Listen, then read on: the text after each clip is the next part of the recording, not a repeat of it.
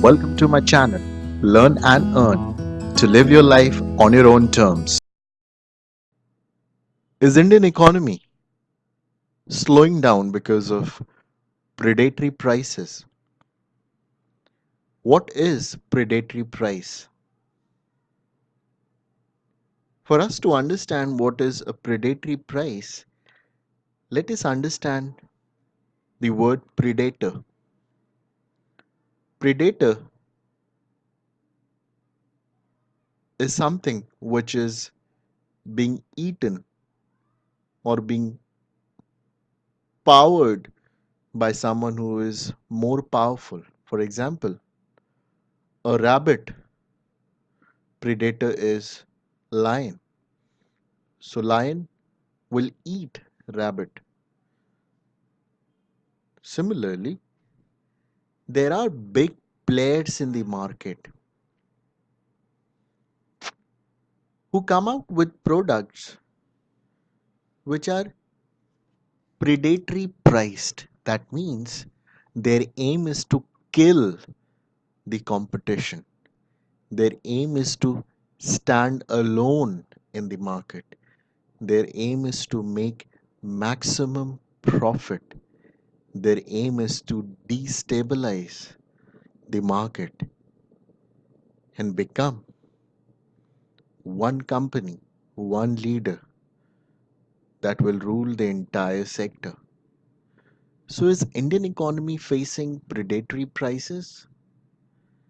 Don't you feel the amount of discounts which you get online on Myntra, Flipkart, Amazon? Can you ever imagine a shop nearby giving that much of discount to you? Not possible. With a click of a button, you get the product delivered to your home. That too at more than 60 to 70% of discount.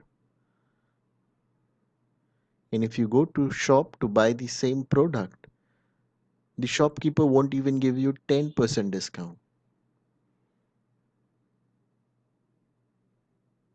Don't you think the reason why the telecom industry is under tremendous stress and has almost collapsed is because of predatory pricing by Jio, Reliance Jio?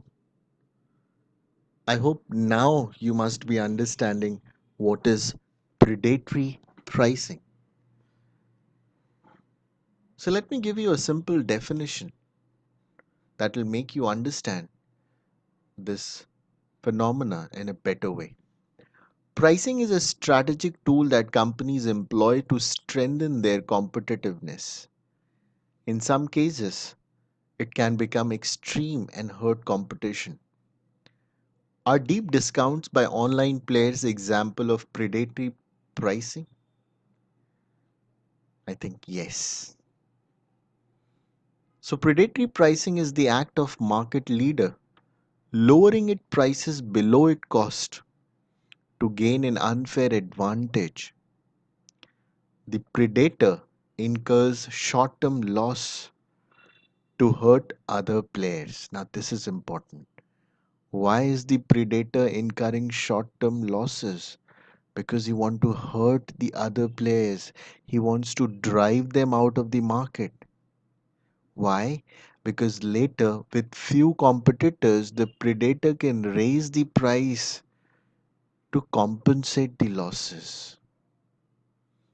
This is the strategy. Such behavior is considered anti competitive and can be taken up by competition or industry regulators for review. Often, the difficulty arises in determining the appropriate cost to check whether prices were indeed predatory in nature, and punitive action, even when taken, might be too late to restore market competitiveness. Now, you need to understand this concept in a very open way. Now, what is not predatory? Everything that happens in the market is not predatory. The other word is competition. But what you see and what you may get is not what is called competition. So let us understand what is not predatory. Now, it's not that always the companies come up with predatory prices. Some come with competitive price wars. For instance, a company can reduce cost below of its competitors at lower prices, but the company can give better products. I'll give you a very good example. Decathlon or is a great enterprise which comes with sports equipments, sports products, which are very affordable, but the quality is amazingly brilliant. Now, it's not predatory pricing, it is giving the right price to the right product, and people are deriving value from it.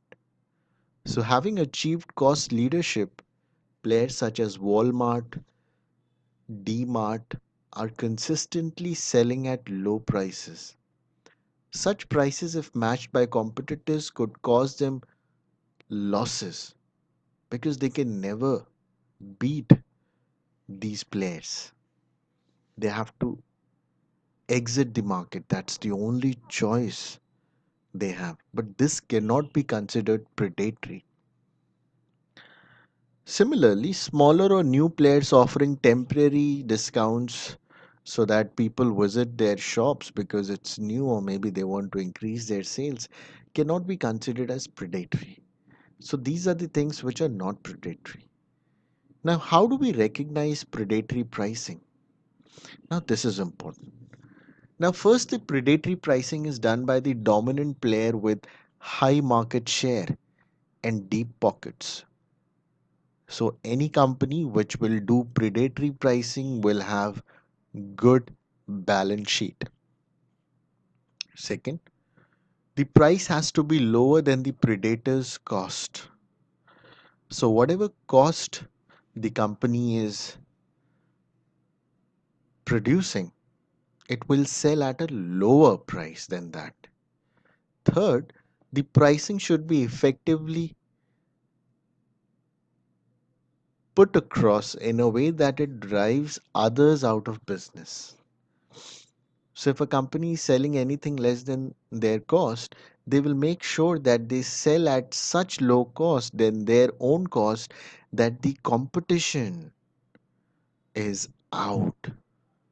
Fourth, the market entry barrier should be high enough to deter new entrants when the predator tries to recoup its losses.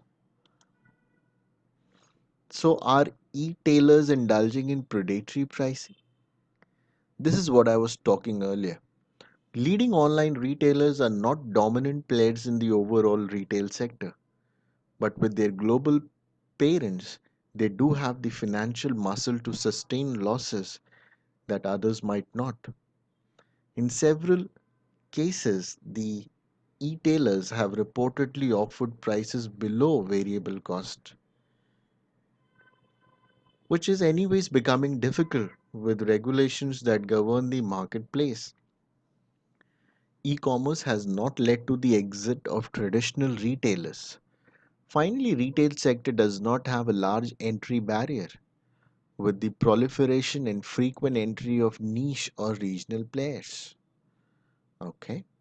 So what about the telecom industry? We already know that the three big giants of telecom industry, Airtel, Vodafone, and Reliance Infocom, have combined declared around 90,000 crore of losses. And that is huge.